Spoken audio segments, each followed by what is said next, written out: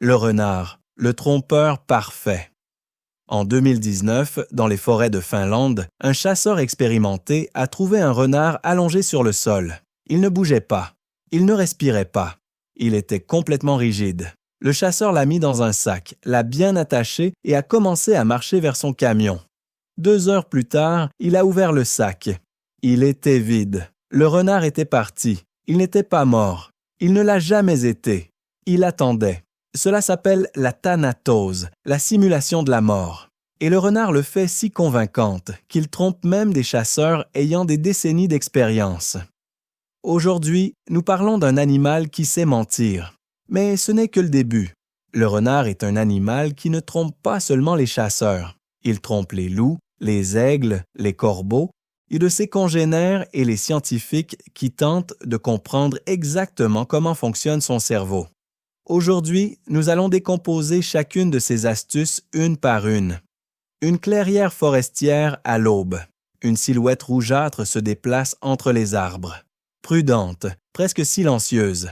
C'est le renard roux commun. Vulpe, le carnivore sauvage le plus largement distribué de la planète par étendue d'habitat. Il vit littéralement partout. Dans l'Arctique, dans le désert, dans les chaînes de montagnes, dans les banlieues des mégalopoles, sur les îles japonaises, dans les plaines australiennes. Le renard a conquis chaque zone climatique du monde, sauf les glaces antarctiques. C'est un record parmi les carnivores terrestres qu'aucun autre membre de la famille des canidés n'a réussi à égaler. La longueur du corps du renard roux va de 45 à 90 cm. Le poids de 3 à 10 kg. Sa queue touffue, appelée queue en panache, a presque la même longueur que son corps. Elle sert simultanément de gouvernail lors de virages rapides, de couverture dans le froid et d'outil de communication avec d'autres renards. Les renards vivent dans la nature entre 3 et 5 ans. En captivité, ils peuvent atteindre 14 ans. La raison de cette courte vie sauvage n'est ni les prédateurs ni les maladies. La raison principale est la faim pendant le premier hiver. Les jeunes renards qui viennent de quitter le terrier meurent parce qu'ils ne savent pas encore chasser suffisamment bien. Ceux qui survivent à ce premier hiver ont de bien meilleures chances de vivre longtemps. Ouais, le pelage du renard varie du rouge vif au noir argenté. Dans la même portée, des renardeaux roux, bruns et presque noirs peuvent naître. C'est une diversité génétique, une stratégie de protection de l'espèce. Si l'environnement change, au moins une partie de la descendance sera mieux camouflée que les autres. Un laboratoire universitaire, une boîte en verre. Un renard assis observe attentivement le chercheur. Devant lui se trouvent 3 boîtes. Sous l'une d'elles, de la nourriture est cachée. Le renard a vu où ils l'ont cachée. Il s'en souvient, il attend la permission. Le cerveau du renard est relativement petit, environ 53 grammes, mais la densité des connexions neuronales dans le cortex préfrontal est exceptionnellement élevée pour un animal de cette taille. C'est ici que les décisions sont prises, que les risques sont évalués et que les plans sont tracés. Chez le renard, cette zone du cerveau est plus développée que chez la plupart des canidés. Des recherches ont montré que les renards résolvent des problèmes de pensée cause-effet qui laissent les chiens domestiques perplexes. Un chien regarde son maître et attend un indice. Le renard regarde le problème et le résout seul. Cela ne signifie pas que le renard est plus intelligent que le chien. Cela signifie qu'il est intelligent d'une autre manière. Des zoologistes allemands ont mené une expérience. Ils montraient à l'animal dans lequel de 2 conteneurs la nourriture était cachée et lui demandèrent de choisir. Les renards choisissaient correctement dans 70 à 80% des cas. Même lorsqu'ils compliquaient la tâche en ajoutant un 3e conteneur, le pourcentage baissait à peine. Fait important, les renards élevés en milieu urbain montrent des résultats plus élevés aux tests cognitifs que leurs parents de la forêt. La ville rend littéralement le renard plus intelligent. Plus de problèmes, plus de situations non standards, plus d'expériences d'interaction avec les humains. Le cerveau s'entraîne comme un muscle. Un champ enneigé. Silence. Le renard se tient immobile, la tête baissée, les oreilles pointées vers l'avant. Sous la neige, il y a un campagnol. Le renard ne le voit pas. Il l'entend. Sous 40 cm de neige, le renard entend le grattement des pattes de la souris sur le sol gelé. Puis il saute. Il bondit en arc de cercle, presque verticalement vers le haut et vers l'avant. Pattes avant pressées contre sa poitrine. Il atterrit exactement le nez en premier dans la neige. Tire la souris. Ce saut s'appelle le mulottage ou saut de la souris. Sa précision atteint 74 % si le renard est orienté vers le nord-est par rapport au champ magnétique terrestre. Ce n'est pas une métaphore. Des scientifiques tchèques en 2011 ont étudié 84 renards et 591 sauts et ont découvert quelque chose d'extraordinaire. Les renards utilisent le champ magnétique de la planète comme viseur. Lorsqu'ils chassent avec le museau vers le nord-est, ils atteignent la cible dans 74 % des cas. Dans d'autres directions, seulement 18 %. Le renard sent le champ magnétique de la Terre et l'utilise pour chasser. Cette découverte a choqué les zoologistes, parce que jusqu'à ce moment, la magnétoréception avait été étudiée principalement chez les oiseaux migrateurs. Il s'est avéré qu'un prédateur terrestre de la taille d'un chat utilise le même mécanisme de navigation que les oiseaux lors de migrations de milliers de kilomètres, simplement pour d'autres fins. Outre le saut de chasse, le renard sait chasser les lièvres, et il le fait avec ruse. Il ne les poursuit pas directement. Il coupe les angles, prédisant où le lièvre tournera. Cela nécessite de comprendre la trajectoire de mouvement d'un autre être, une capacité cognitive rare chez les animaux. Le renard construit dans sa tête la route de la proie et la devance. Une forêt en hiver. Sur une branche dénudée est perché un corbeau. En bas, sur la neige, marche un renard. Ils se déplacent dans la même direction. Ce n'est pas une coïncidence. Dans tout le nord de l'Europe et du Canada, un comportement stable a été documenté. Les corbeaux et les renards chassent ensemble, chacun tirant profit des capacités de l'autre. Le corbeau vole haut et voit loin. Il détecte la carcasse d'un cerf sous la neige ou un animal blessé à 1 kilomètre de distance. Mais ouvrir une carcasse gelée avec le bec est difficile. Le renard suit la piste du corbeau, trouve la proie et l'ouvre avec ses dents. Le corbeau obtient l'accès à la viande. Le renard obtient l'indice. Des chercheurs ont observé cette interaction dans le parc national de Yellowstone. Les renards suivaient les corbeaux dans 40 % des cas de découverte de grandes carcasses. Les corbeaux descendaient sur l'emplacement précisément lorsqu'il y avait un renard à proximité, pas un loup. Avec les loups, ils sont en compétition différemment. Ce n'est pas de l'instinct, c'est un comportement social appris. Mais parfois, l'inverse se produit. Si un corbeau vole au renard directement sous son nez, et ils le font volontiers, le renard se souvient de cet oiseau spécifique et lors de la prochaine rencontre, il poursuit agressivement seulement celui-ci. Il ne touche pas les autres corbeaux, seulement celui qui l'a volé. Mémoire de contrevenant spécifique. Autre signe d'intelligence développée, une clairière forestière. Un grand loup se tient au-dessus de la carcasse d'un sanglier. Près de lui marche un renard rougeâtre. Petit, nerveux, clairement anxieux. Le loup grogne. Le renard recule, puis revient, fait le tour. Le loup est distrait par son mouvement. Le renard à ce moment arrache un morceau et s'en va. C'est un comportement documenté. Et là, le renard utilise la tactique de distraction avec le prédateur dominant. Il crée délibérément un mouvement dans la périphérie du champ visuel du loup, le forçant à réagir. Et au moment où le loup tourne la tête, il agit. Cela nécessite de comprendre ce qu'un autre être voit. Théorie de l'esprit en action. Des zoologistes polonais ont observé comment un renard a trompé un loup de manière encore plus sophistiquée. Il a fait semblant d'avoir trouvé quelque chose d'intéressant sur le côté. Il creusait activement, reniflait, tournait en rond. Le loup s'est approché pour vérifier. Il n'y avait rien. Le renard à ce moment est arrivé à la carcasse. C'était un faux signal, créé intentionnellement pour distraire. Tromperie tactique avec modélisation du comportement d'un autre être. Une capacité cognitive qui pendant longtemps a été considérée comme exclusivement humaine. Puis elle a été découverte chez les chimpanzés, plus tard chez les corvidés, maintenant chez les renards. La liste des animaux avec théorie de l'esprit s'élargit progressivement, et le renard y figure définitivement. Une forêt en automne. Le renard porte une souris dans sa gueule. Il s'arrête près d'un bouleau, creuse un trou peu profond, dépose la proie, la recouvre de terre, la couvre de feuilles, s'en va. 400 mètres plus tard, il creuse à nouveau, cache à nouveau. En une seule journée, le renard crée des dizaines de ces caches. En hiver, il les trouve. Sous la neige, dans un sol gelé, après un mois de tempête de neige, le renard revient à l'emplacement exact de l'enfouissement. Des scientifiques d'Oxford ont marqué les caches et vérifié. Les renards trouvent ce qui est caché avec une précision de 80%, même si plusieurs semaines se sont écoulées et que le terrain a changé après les chutes de neige. C'est la mémoire spatiale, la capacité de stocker des coordonnées précises d'objets dans le monde extérieur. Chez les renards, elle est exceptionnellement développée. De plus, les renards se souviennent non seulement où, mais quoi exactement ils ont caché.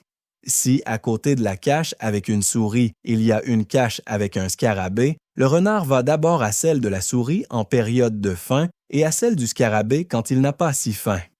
Cela s'appelle la mémoire épisodique. Stockage d'informations sur un événement spécifique. Quoi, où et quand. Pendant longtemps, on a cru que c'était une capacité purement humaine.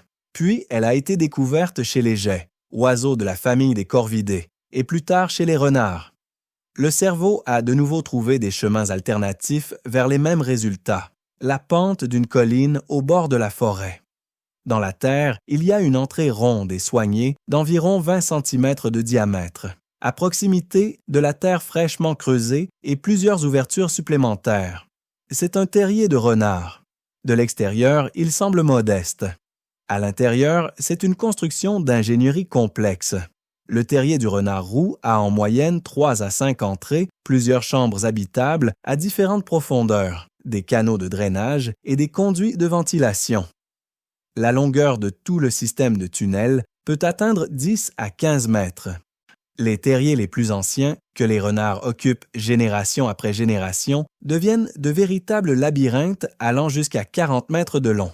Les renards creusent rarement un terrier à partir de zéro. Plus fréquemment, ils occupent et agrandissent les constructions d'autrui. Les terriers de blaireaux sont parfaits en taille. Fait curieux, les blaireaux et les renards vivent parfois dans le même système de terriers simultanément. Ils occupent simplement différentes sections. Deux familles complètement différentes, sous un même toit, qui ne se dérangent pas mutuellement pendant des décennies. La renarde, la femelle, choisit le terrier pour la porter très soigneusement. Elle évalue le drainage. Le terrier ne doit pas être inondé. La direction de l'entrée de préférence vers le sud pour que le soleil le réchauffe. Distance à l'eau et distance aux constructions humaines. Des études au Royaume-Uni ont montré que les renards urbains creusent délibérément des terriers plus près des clôtures de jardins. Cela réduit la probabilité d'attaque de chiens. Début du printemps, près du terrier, 6 petites boules rougeâtres de fourrure jouent. Des renardeaux de 2 semaines. Leurs yeux se sont ouverts récemment. La mère est allongée à proximité, observant attentivement les environs. Le père apparaît avec une souris dans les dents, la dépose devant le terrier et repart. Il reviendra ainsi plusieurs fois par jour. Les renards forment des couples pour une saison, mais le mâle participe activement à l'élevage des jeunes. Il chasse et apporte de la nourriture pendant que la femelle allaite les renardeaux. 1 mois après la naissance, et il commence à apporter des proies vivantes, une souris assommée, un lièvre faible. Ce sont les premières leçons de chasse. Les renardeaux doivent l'attraper eux-mêmes. Lorsque les renardeaux commencent à sortir du terrier, commence la véritable école de survie. Les parents cachent de la nourriture près du terrier et observent comment les petits la cherchent. Puis, ils la cachent plus loin. Plus tard, ils apportent des proies vivantes et les relâchent. Les renardeaux doivent les attraper.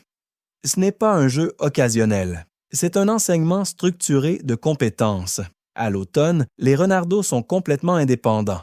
À l'âge d'environ 6 mois, ils quittent le territoire parental. Les jeunes mâles vont loin, parfois 20 à 40 km. Les femelles restent plus proches et occupant parfois des territoires adjacents à celui de la mère.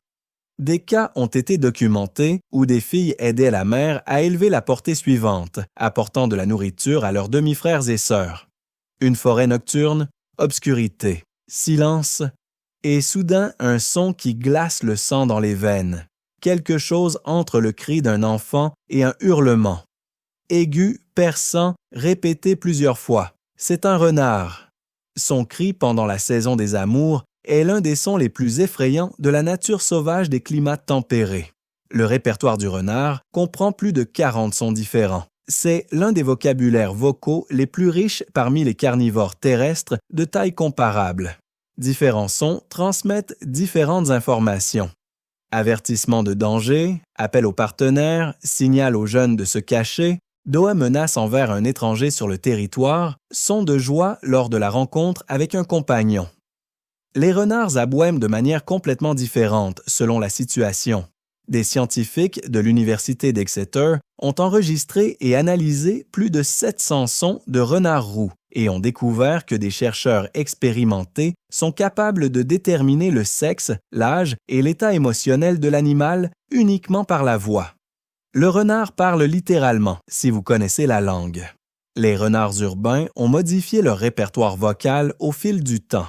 La comparaison des populations urbaines et rurales au Royaume-Uni a montré que les renards urbains crient moins fréquemment et plus doucement. Ils se sont adaptés au bruit de fond de la ville et au fait qu'un cri fort attire une attention indésirable. Le renard est littéralement devenu un citadin, retenu et prudent. Londres, nuit. Une rue vide dans un quartier résidentiel. De derrière un conteneur à ordures apparaît un museau rougeâtre. Il regarde autour, renifle. Le renard traverse tranquillement le trottoir, passe devant un lampadaire. Cela ne le dérange pas, l'asphalte sous ses pattes, le grondement du trafic lointain, l'odeur d'essence. C'est son territoire. Au Royaume-Uni vivent plus de 150 000 renards urbains. C'est la population urbaine la plus étudiée de la planète.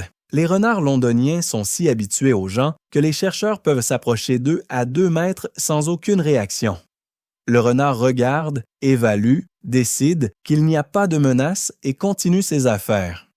Les renards urbains se nourrissent fondamentalement différemment des renards forestiers. Dans le régime alimentaire du renard londonien, la nourriture jetée des restaurants représente environ 40 %, les vers de terre 25 %, petits rongeurs 20 %, oiseaux 10 % et tout le reste 5 %. Ils sont devenus des opportunistes omnivores de première classe. Ils mangent ce qui est disponible ici et maintenant. Le plus surprenant, c'est que les renards urbains ont commencé à changer physiquement. Des mesures de crâne de renards urbains et ruraux au Royaume-Uni ont montré des différences en seulement quelques décennies. Les renards urbains ont des museaux plus courts, des yeux plus écartés, un crâne légèrement plus compact. C'est une adaptation à la vie dans des conditions où il y a moins besoin de poursuivre des proies et plus besoin de travailler avec les pattes dans des espaces restreints. Novosibirsk, 1959. Le généticien soviétique Dmitri Beliaïev commence une expérience qui entrera à jamais dans les livres de biologie. Il prend des renards argentés sauvages d'une ferme à fourrure et commence à sélectionner uniquement ceux qui craignent le moins les humains, les plus audacieux, les plus curieux. Chaque génération, seulement les parents les moins agressifs. Après 10 générations, environ 12 ans, une partie des renards a commencé à chercher le contact avec les gens par eux-mêmes. Après 20 générations, ils remuaient la queue à la vue d'un humain. Après 40, ils léchaient les mains, gémissaient lors de la séparation et appelaient les gens avec leur voix. Mais le plus incroyable, c'est qu'avec le comportement, l'apparence a changé.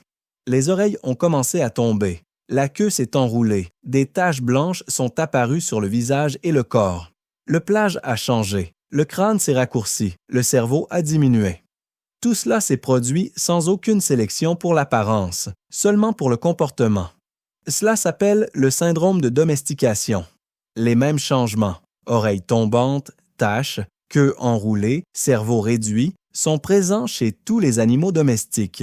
Chiens, chats, porcs, vaches, Beliaïev a montré qu'il suffit de sélectionner des animaux pour la docilité et tout le reste change de lui-même. L'expérience se poursuit à ce jour. C'est l'expérience de domestication en cours la plus ancienne de l'histoire. Une forêt printanière. Un renard court étrangement, de côté, regardant constamment en arrière, grattant son flanc contre un tronc d'arbre.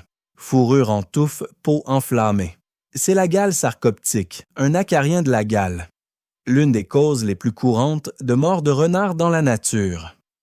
En quelques mois, la maladie détruit complètement le pelage.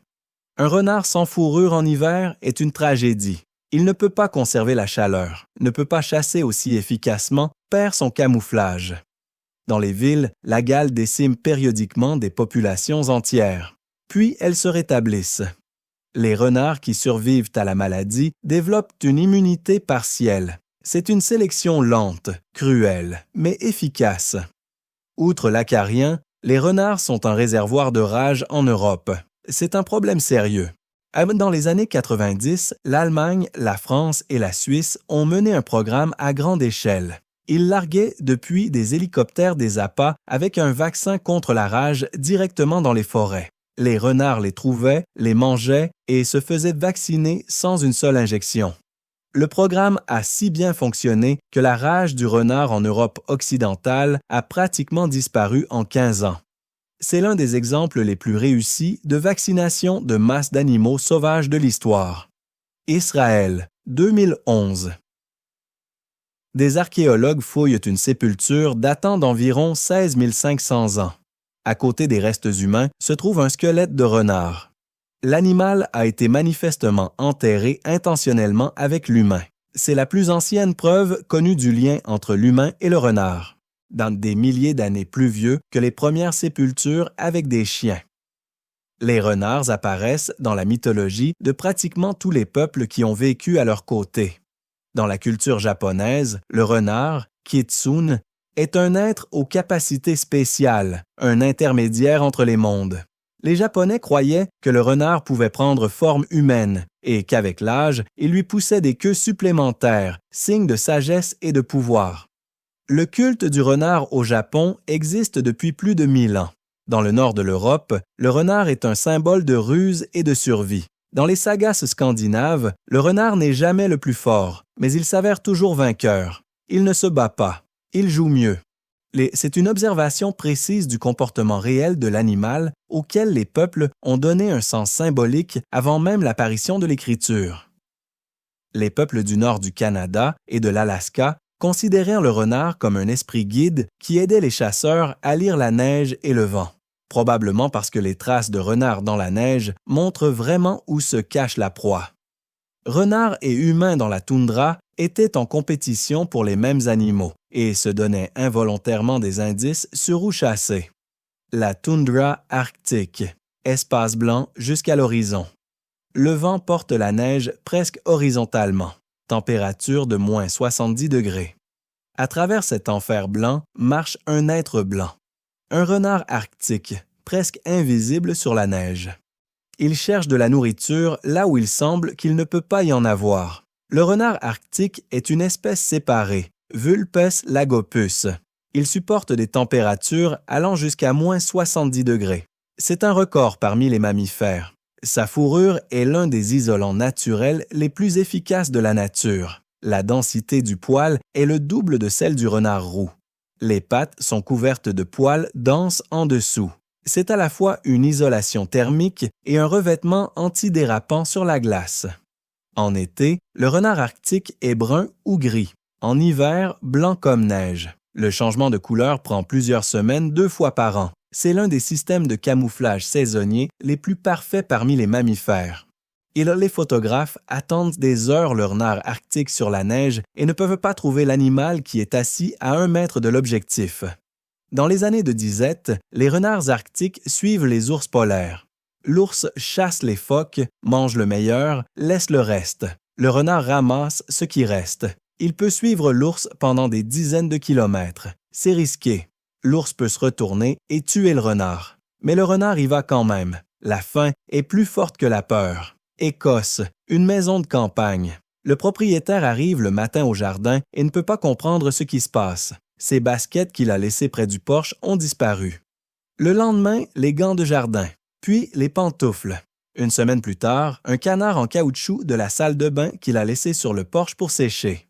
Il a installé une caméra. Il s'est avéré qu'un renard local venait chaque nuit et emportait méthodiquement tout ce qui était doux en caoutchouc et fait par l'homme. La caméra l'a enregistré reniflant soigneusement chaque objet et emportant ce qui semblait intéressant. Près du terrier, ils ont ensuite trouvé un véritable entrepôt d'objets humains. 23 articles en 3 semaines, dont un jouet d'enfant et une chaussette. À Berlin, il y avait un renard qui volait systématiquement des balles d'un court de tennis. Le gardien du cours a essayé sans succès de l'attraper pendant plusieurs mois. Le renard venait seulement quand le cours était vide, toujours d'un côté différent de la clôture, partait toujours par des trous différents. Quand ils ont finalement trouvé son terrier, il y avait 86 balles de tennis. Pourquoi faire? La science n'a pas de réponse. Apparemment, il les aimait. Les fermiers japonais se plaignent d'une astuce particulièrement virtuose des renards locaux. Le renard s'allonge près du poulailler et fait semblant d'être mort.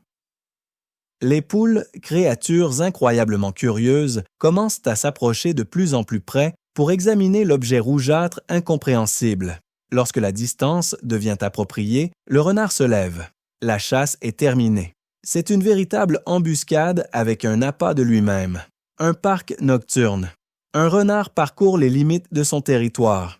Il s'arrête à chaque endroit remarquable, arbres, pierres, buissons, et laisse une marque olfactive. Ce n'est pas juste « j'étais ici », c'est un message complexe pour d'autres renards.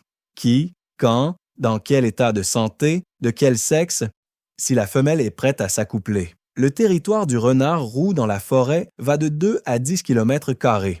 En ville, nettement moins, de 0,3 à 1, parce qu'il y a plus de nourriture et pas besoin d'aller loin. Les territoires de familles voisines se chevauchent parfois, surtout au bord. Mais la zone centrale autour du terrier est strictement défendue. Les renards ne se battent pas toujours pour le territoire. Plus fréquemment, ils négocient. Les marques olfactives contiennent des informations sur depuis combien de temps le renard était ici.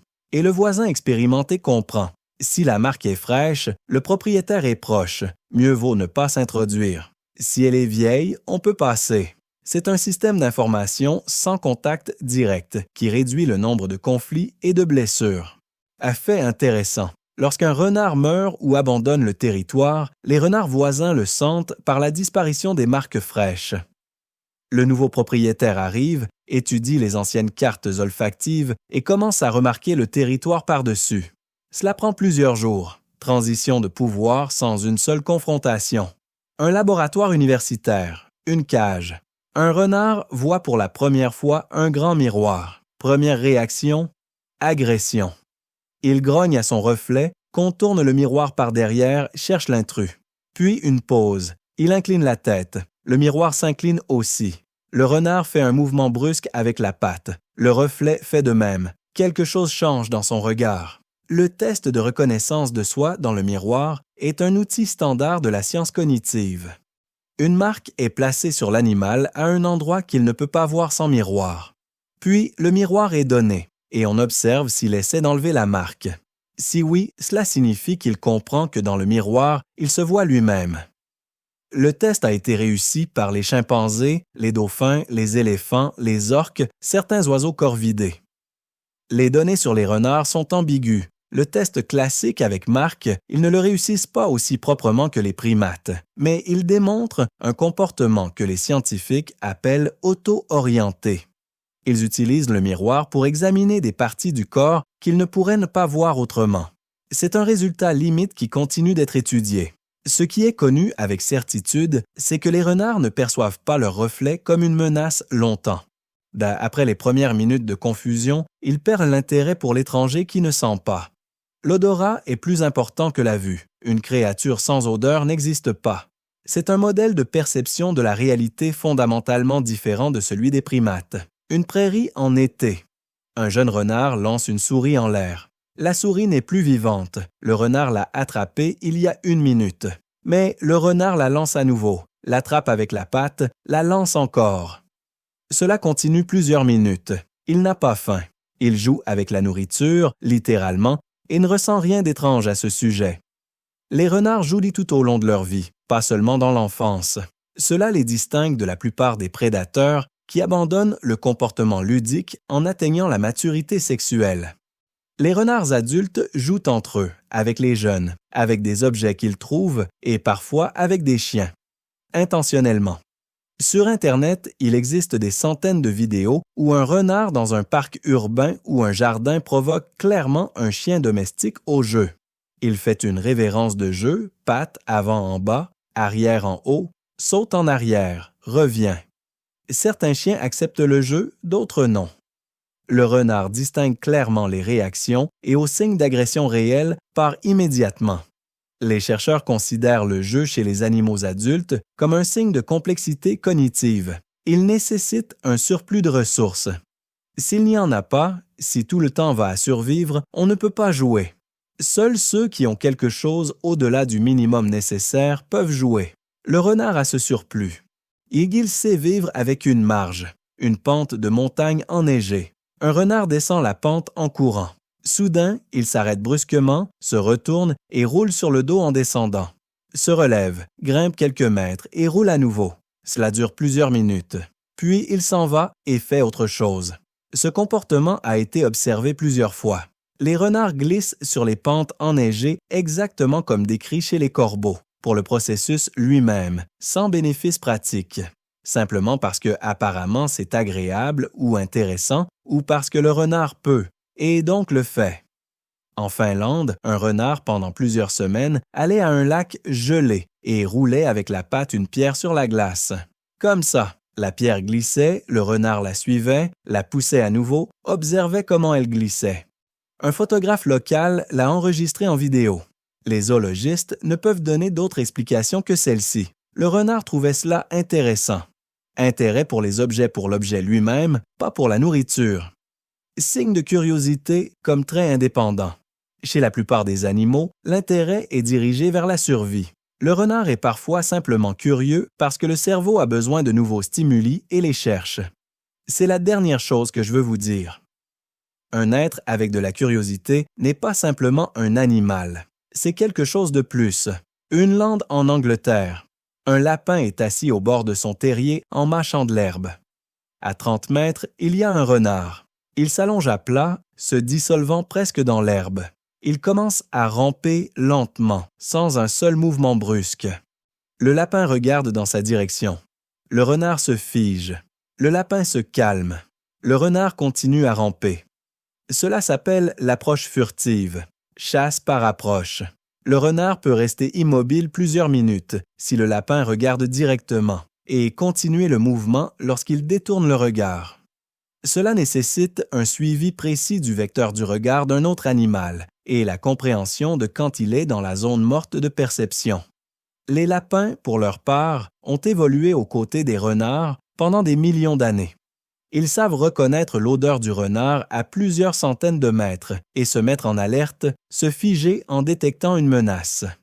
Paradoxalement, parfois un lapin figé à 5 mètres du renard survivra parce que le renard voit mieux les objets en mouvement que les immobiles. La course aux armements entre renards et lapins dure depuis des millions d'années. Les lapins sont devenus plus rapides, les renards plus rusés. Les renards sont devenus plus rusés, les lapins plus prudents. Les lapins sont devenus plus prudents, les renards plus patients. C'est un dialogue évolutif infini de deux espèces dont chacune rend l'autre meilleure. Une maison de campagne, une femme chaque matin à la même heure met un peu de nourriture sur la même pierre près de la clôture. Les 2 premières semaines, rien. Puis un matin, la nourriture n'est plus là. Quelqu'un l'a mangée. Elle continue. 1 mois plus tard, elle voit une silhouette près de la clôture. Un renard est venu, mais reste loin, regardant. Les renards se souviennent des gens aussi bien qu'ils se souviennent d'autres renards. C'est documenté. Si un humain nourrit régulièrement un renard à un endroit à une heure, le renard se souvient de cette personne spécifique, de son odeur, de sa silhouette, de son rythme de mouvement. Il commence à attendre. Ce n'est pas de l'amitié au sens humain, mais c'est un lien social stable. Le zoologiste Nick Baker du Royaume-Uni a décrit une renarde nommée Rhonda, qui pendant 7 ans venait à sa maison chaque nuit. Elle permettait d'approcher à 1 mètre de distance, acceptait la nourriture des mains, se couchait parfois pour dormir à quelques mètres du porche. Avec des personnes inconnues, elle partait immédiatement, seulement avec Nick.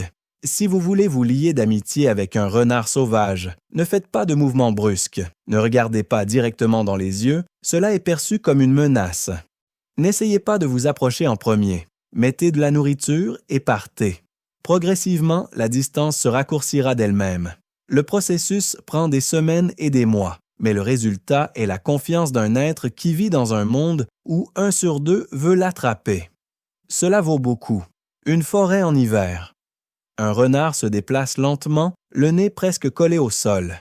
Il marche en ligne droite à travers un champ ouvert. Il n'y a pas de traces dans la neige, pas de signe visible de proie. Mais le renard va avec précision et confiance. 30 secondes plus tard, il s'arrête et commence à creuser. Il tire une souris sous 20 cm de neige tassée. L'odorat du renard est 40 fois plus aigu que celui de l'humain. Ce n'est pas un nombre abstrait.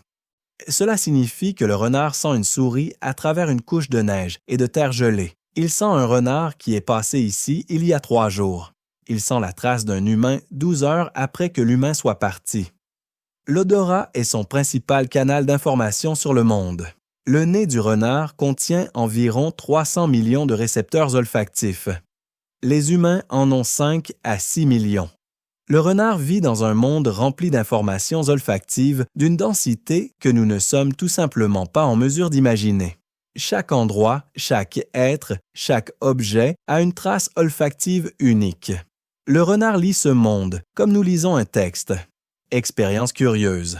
Des chercheurs ont placé au renard des objets avec l'odeur de renards inconnus. Les animaux ont réagi différemment qu'aux objets avec l'odeur de voisins connus. Ils ont distingué non seulement propre d'étrangers, mais ont évalué le degré de familiarité. La mémoire olfactive du renard est une carte détaillée de relations sociales encodée dans les molécules d'air, le bord de la forêt. Une mère renarde se tient au-dessus du corps d'un renardeau qui est mort pendant la nuit. Elle le pousse plusieurs fois avec le museau, le renifle, reste immobile plusieurs minutes, puis s'en va. Elle revient 1 heure plus tard, renifle à nouveau, s'en va à nouveau. Cela continue pendant 2 jours, puis elle s'en va et ne revient plus. Des scientifiques ont observé un comportement similaire chez plusieurs espèces de renards. Ce n'est pas du deuil au sens humain, disent les chercheurs, essayant d'éviter l'anthropomorphisme. Mais c'est clairement quelque chose de plus qu'une simple réaction à un objet immobile. Le renard revient encore et encore. Il vérifie. Explication possible. Le renard ne comprend pas le concept de mort comme état permanent. Il sait que les êtres sont parfois immobiles, sommeil, maladie, thanatose. Il vérifie si l'état de l'objet a changé. Lorsque l'odeur commence à changer irréversiblement, il comprend qu'il n'y a pas de sens à revenir. Ce n'est pas du désespoir. C'est un traitement informationnel de la perte. L'appeler deuil, c'est projeter l'humain. Le nier, c'est ignorer les données. La vérité, comme avec les corbeaux, est quelque part au milieu. Les renards vivent dans des structures sociales. Ils ont des liens qui ont du sens. Lorsque ces liens se rompent, quelque chose se passe. Quoi exactement? Nous commençons tout juste à le comprendre. Aube précoce. Une rue urbaine. Entre les conteneurs à ordures et les voitures garées se déplace une ombre rougeâtre. Elle s'arrête, regarde autour. Ses yeux ambrés reflètent le lampadaire. Il te regarde et voit plus que tu ne penses. Il voit un visage. Il s'en souviendra. Il a déjà décidé si tu es dangereux ou non. Ce renard se souvient de chaque cache qu'il a faite cet automne. Il a trompé 2 chasseurs au cours des 3 dernières années. Il connaît l'horaire du camion poubelle et l'emplacement de toutes les chatières du quartier. Il a fait semblant d'être mort pour échapper à un chien. Il a roulé une pierre sur la glace simplement parce qu'il trouvait cela intéressant. Ses ancêtres ont vécu aux côtés des humains pendant 16 500 ans. Nos ancêtres les enterraient avec eux. Nous avons inventé des mythes à leur sujet. Les avons dessinés sur des parois de grottes. En avons fait des symboles de ruse et de sagesse dans des cultures du Japon à l'Irlande. Nous avons vu en eux quelque chose d'important. Nous avions raison. La prochaine fois que vous voyez un renard dans le parc, sur la route, dans le jardin, Arrêtez-vous une seconde. Ne l'effrayez pas. Regardez simplement. Il vous regarde probablement déjà. Évalue, se souvient, décide et pense peut-être à vous à peu près la même chose que vous pensez de lui, seulement plus vite.